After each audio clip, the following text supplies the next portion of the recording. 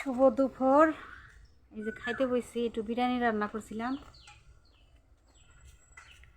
ছেলের সাথে একটু বাইরে গেছিলাম, বাইরে থেকে আসে অনেক খিদে লাগছে, তাই খাইতে বসছি।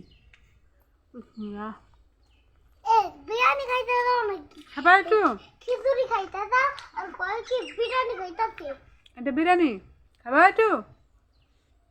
আচ্ছা একটু একটু খাও। নাও আতে নাও, আতে নাও। আচ্ছা খাওয়াই দিই নাও। তা আপনারা কে কোথায় থেকে আমার ভিডিওটা দেখছেন, আমার বাড়িতে এসে ঘুরে যাবেন।